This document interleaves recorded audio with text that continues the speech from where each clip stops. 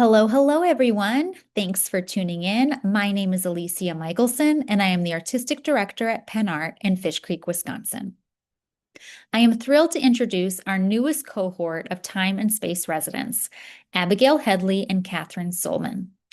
Arriving just a week ago, they will each spend 6 weeks in our studios, engaging fully in their creative practice, experimenting, and pursuing new projects and ideas.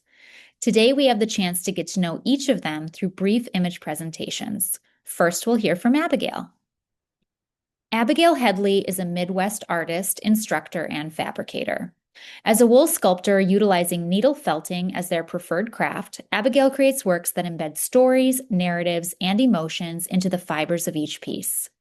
Bouncing between figural and object representations, they seek to capture palpable human experiences into these fragmented stills. Abigail has a BFA from the University of Iowa and MFA from University of Tennessee, Knoxville. They currently work as a public art consultant in which they have an extensive background. Take it away, Abigail. Hello, everyone. I'm Abigail Rose Hedley, and today I'm going to briefly discuss my practice and show you some of my wool work. This first piece I'm showing is an earlier exploration into needle felting wool titled Pressure. All of my wool pieces are created through the practice of needle felting, and in case you aren't aware of that process, it requires taking a barbed needle and repetitively piercing wool. With each pierce, it pulls the wool inward, intertwining the fibers and creating a rigid outward structure over time. It is a time-consuming process that does require a lot of patience, but in the end, it can create these soft sculptures that are recognizable objects, figures, and forms. Pressure was created as a way to reflect back on my lived experience of being a metal fabrication artist. This new way of creating, utilizing wool, allowed for a completely new avenue of making to exist within my artistic practice. Working in wool really began as an experiment. I was unsure of what was possible with such an unruly material, but I was immediately drawn to its soft, pillowy nature. My work has always drawn on soft and personal content, but for a long time I couldn't settle on an art form that matched. Creating in wool also opened a new way of processing these ideas that were always brewing in the back of my brain. By partaking in such a slow and tedious process, the work evolves in unexpected ways as it's being made. Each piece can take weeks, months, and even years to complete, so entering into this way of making lends to a lot of time processing.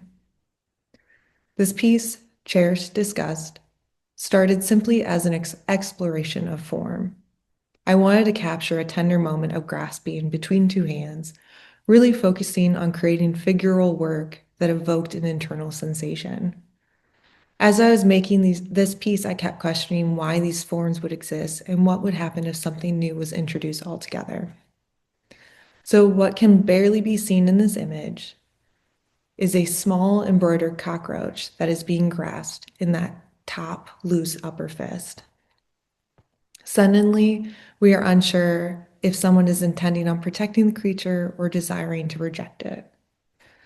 This piece really spoke to that intersection of interest for myself between the public art world and creating works within wool. It was really truly imagining a world where these two things would collide into one. Most of my works stand as solo pieces. They tend to stem from memories, conversations, and stories that are being reevaluated and realized in space. Although I try to not set out to make them personal, they inevitably always are. These pieces start as simple ideas and unfold as I allow myself to wander off that path. For this work, Attempting to Hear, it began as simply a study of the body. What happens when you make an enlarged ear? A really, truly simple idea. But with every work, I wonder why I was drawn to it, drawn to that specific shape. This piece came at a time where I was really evaluating the decay of senses as you age, the tugging and digging of one's ear as you find the tones are muffled, these unconscious movements that suggest a deeper issue at hand. There's something about these subtle human moments that I'm consistently drawn to within my work, how we communicate with tiny gestures. With that, I began embracing larger works with the focus still being on these small moments of discovery.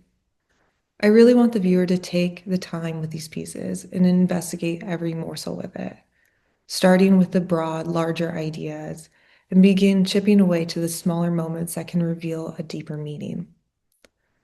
In this piece, I was really interested in a figural moment that is both utilitarian in the final positioning of the work, but also tells you, the viewer, a lot about how this piece should be interpreted. This gesture of barely holding an object up off the ground felt so loaded. It's slightly dismissive in its handling, but at the same time, it's still useful in giving the object life. Potential for climbing was a slow project for so many reasons. The first being its scale. This wool ladder was created to be the same height as myself, really trying to capture something that human in such a utilitarian object. When I started this piece, I wasn't sure how it would be resolved, and for a long time it sat in my studio being moved from place to place. With time, I started to lose hope that would ever come to a resolution until one day, someone assisting me picked up the piece with 2 fingers in a passive way. It felt so reminiscent of a child picking up something with little care, not necessarily in disdain, but also not seeing it as this precious object. There was something about that simple act that really spoke to me. By creating a hand that barely lifts the work off the ground, it gives way to that weighty, limp object, and in the end, made it feel more human than it ever did before. The legs splayed outwards, the work being propped against the wall, so similar to an exhausted human seeking rest. Capturing these human emotions really stuck with me as I continue to create larger works. I wanted to bring the clunky reality of life into the objects that populate our daily existence. When it begins to break down is a recreation of my personal desk made to scale. It's a place where all these pieces were being created and where I was picking myself apart in my own brain to try and understand and resolve them. This turmoil of humanness was something I wanted to get across. So the desk, so weighty and built in a material that could never withstand its own weight, becomes splayed across the ground. The objects that populate it are now bearing down more weight onto the lifeless form, causing it to bow and buckle even further. The edges begin to fray, overall, a hectic depletion. Deciding to not resolve the work to a crisp definition was difficult. As someone who appreciates craftsmanship, I strived to define every inch of these pieces to its own perfection. But this work called for a hectic, unfinished nature that felt reminiscent to a race to complete any task, fraying as we run towards a goal. In a similar vein, but in a different direction, came this piece, Lawn Chair Revisited. This sculpture was from my exhibition, Sweet Sweat, and was created as a way of reminiscing during a period of mourning within my own life. This lawn chair for me held a sweet memory, and because of that, I wanted to take the time to recreate it. So I spent a copious amount of time rediscovering every detail of it, from the rivets that held the work together to recreating the hinges to make the work move in space. It gave time to both appreciate the shape, but also remember the fondness that was deeply associated with it. In the end, I wanted this new recreation to hold the place that a human normally would, becoming a warm weighted blanket over top that cold original form. For myself, it felt like a ghostly memory of the original that both fit but also felt slightly out of place. Although it worked, it could never hold the same space as the human form did. 31 Walnuts was also a part of my exhibition, Sweet Sweat, and stems from layers of history mixed into one work. This work was created to memorialize someone who had passed in my life that I desired to keep close.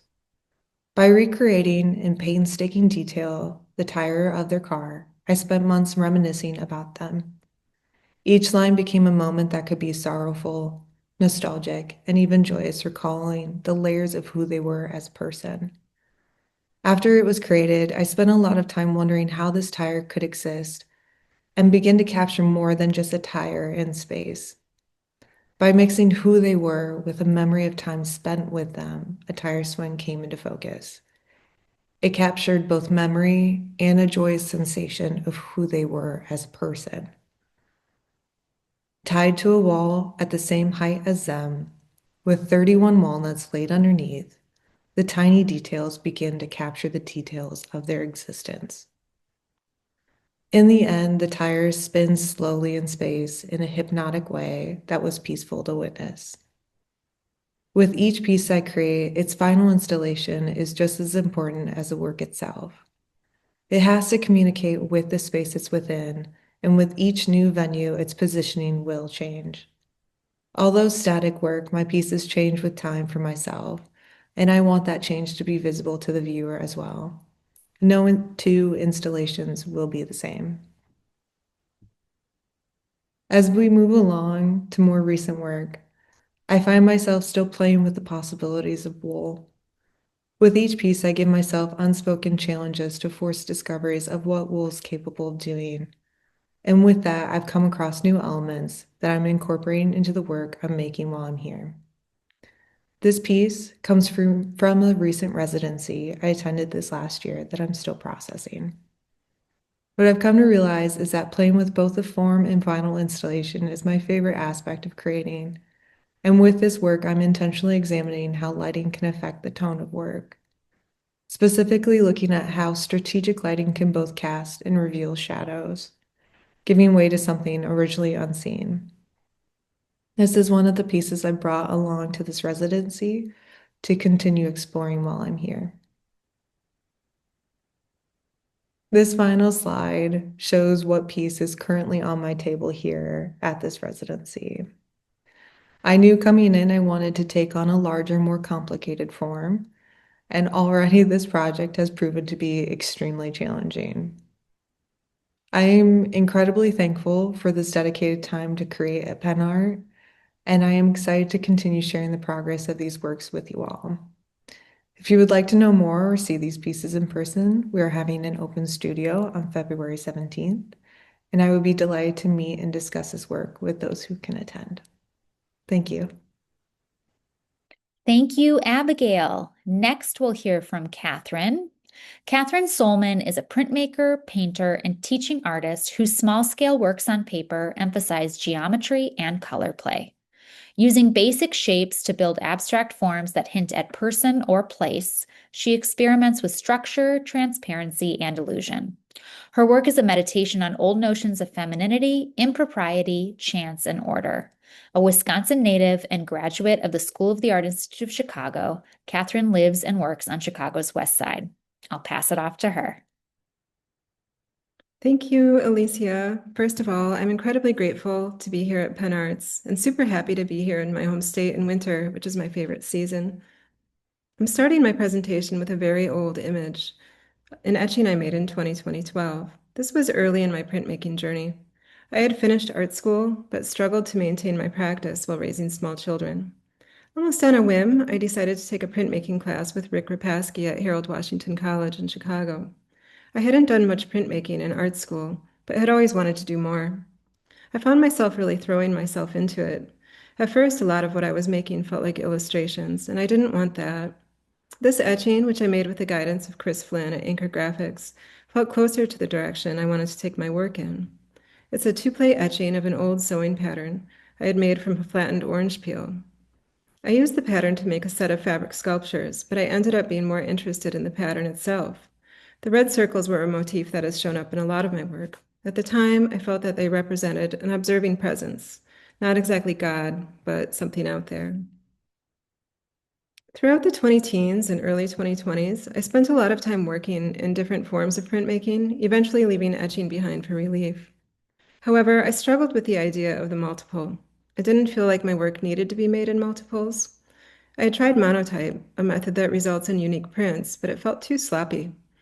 In monotype, you usually roll ink onto a piece of plexiglass, draw into it in some way, then put a piece of paper over it and run it through a press, transferring the image to the paper.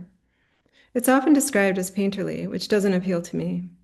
In 2022, I gave it another try, taking a workshop with Sarah Smelser from Illinois State University. She taught how to be a lot more precise with monotype, and I fell madly in love with it. These are two 8x10 monotypes from 2023, which I did using paper stencils and trace monotype, which is a way of drawing ink onto a print through the back of the paper. Both prints went through the press many times. I was totally smitten with the craft of it and made a lot of work, but I wasn't sure where I was headed with it. I struggled with the idea of what made a monotype good, and even how to start one. I was missing a sense of direction and wasting too much paper on failed experiments. Around the same time, I developed wrist problems that forced me to take a break from printmaking. Mixing and rolling ink had become too painful. To fill my studio time, I decided to do a fun, quick project. I wanted to make 10 6x8 paintings, little color studies to get away from my usual palette. I've always used gouache on toned paper as a kind of sketchbook, a place to experiment. This time I was more intentional. I wrote out a short list of rules for my paintings. I needed to include a green stepped gradient, areas of bare paper, and visible pencil lines. Also, no freehand allowed. These two images are from that first set of gouache paintings. There was a real sense of relief in having a prescription for my work. The resulting images felt like talismans. There was something so deeply appealing to me about making them, and I have continued to work in this way since then, making sets of rules for each set of images. My wrist problems have eased up, but the little gouache paintings remain an important component of my practice and inform my other work. And here are some more 6x8 gouache paintings called Shell Game, done on tan paper. They're from summer 2025. I was playing with teeth and eye-related imagery, trying to find a balance point between depicting things and non-things. I was pretty excited by these and planned to continue working with some of these elements. I believe I made 6 of them. I was getting ready for my first solo show at the time, opening in early August, and just cranking things out. I was extremely nervous about the whole thing. I had been pretty shy about showing my work until just a few years prior.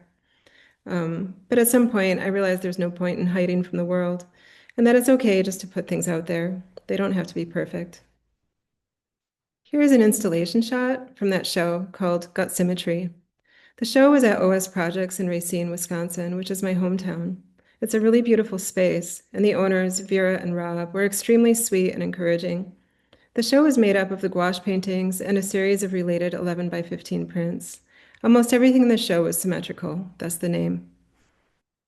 At this point, I have 2 concurrent bodies of work that depend on each other, but fill different needs, the gouaches and the prints. I use elements of each to influence the other. These are 2 monotypes from 2025, also from the show. I was attempting to just work intuitively on these, allowing for the surprises that come with the medium. I figured I would use the successful ones as a basis for a small series of monoprints, which are one-of-a-kind prints, like monotypes, but with some sort of repeatable element. In my work, the repeatable element is usually either a woodcut or a linocut, which gets printed, then printed over with stencils. The print on the left, which I named Nicole, Augusta Street, was a pure monotype, made up of stenciled ink and ghost prints, which are the prints you get after a first printing. They're usually very muted and can add a ghost-like quality to your image. The right-hand print, called the Charm, was made the same way. I used a wooden substrate for added texture in parts of it. These are 2 mono prints this time, also from 2025. The reused element was a carved linoleum block, which I used to print the basic motifs of the center column. But after that initial printing, the prints were treated as monotypes. Everything else, the ghost images, the dots, was added by paper stencil or mask. These were based on Nicole Augusta Street from the previous slide and just called Sister Print 1, 2, etc. I think I made 6 of them. I was really going for body-like imagery. Again, there is the observing presence, the vertical eyes, but also suggestions of childbirth, the moment of crowning. I feel like a lot of this recent work kind of riffs on femininity, combining the lovely with the grotesque, and I enjoy that tension. In the process of making several of my earlier woodcuts, I had realized that I was always trying to make certain elements appear to be randomly distributed. So at some point I thought, why not actually randomize things? I assigned traits to numbers, then used a random number generator on my phone to decide for me where things should go or what color they should be. If you really commit to doing what the numbers tell you, the end result is a surprise. In the past, I would just use it for a specific area in a work, but this time I decided to use the process to make a series of work based around a single composition. These are very small gouache paintings, part of a suite of 15 that I made this past fall, only 4.5 by 6 inches. I was revisiting the stacked eye motif from last summer's shell game. In those, I placed the irises using just my intuition. But this time, I added numbered lines to each piece so I could use a number generator to assign placement. Here is a close-up shot of two of them so you can see what's happening. In the paintings, each eye holds 3 irises. Each iris is assigned a color, brown or blue. There are rules to determine what happens if the irises overlap, depending on what color they are. If they are the same color, the overlapping area is black. If they are different colors, the area is red. Sometimes the need for a rule presents itself as I work. If an area has 3 overlapping circles, I have to add a rule for that, and so on. It's boring to talk about, but in the making, it feels like a fun game. There's an order that emerges. I start to hope for certain outcomes, sort of like when you're a little kid playing both sides of a card game because there's no one around to play with. You still want a certain side to win, even if both sides are you. The ones with no red are a disappointment to me, but I still follow the rules. I'm not just going to make red happen. Sometimes the prescribed path seems like it will disappoint, but I end up surprised and delighted by the outcome. So I always just do what I'm told. I think surprise has been a consistent theme in a lot of my work, and why I'm so drawn to monotype and this other way of working. I don't always want to know what I'm going to make. I want the universe to surprise me, even if that surprise is coming from essentially the roll of a die. After making those little paintings, I tried the randomizing process on a larger scale, making 10 by 15-inch monotypes using this kind of embryonic capsule form with the nodules around it. They're unfinished, and I plan to work on those here at my residency at PenArts. The first thing I did when I got here was start a small series of gouaches to explore some of the possibilities of this shape that I've started working with. Again, certain traits of the paintings are randomly generated, while I retain the right to make other decisions. The photo on the left is one of these paintings. There are 10 of them, and they're all quite different from one another. I'm not sure where the monotypes will go, but for now, I'm working in just black ink and being a bit messier than usual, working more with texture than with color. I think I'm trying to dodge the static quality that a lot of my work has taken on. The photo on the right is not one of my prints. It's just a few paper stencils that were stacked on top of the light table in my studio. And I thought they looked neat with the light shining through, so I took a picture. Thank you, Catherine, and thank you again, Abigail. We appreciate you taking the time to share more about your ideas and processes. For those of you who are in the area, please mark your calendar for an open studio event with both Abigail and Catherine on February 17th. This event is free and open to all. Thanks for tuning in.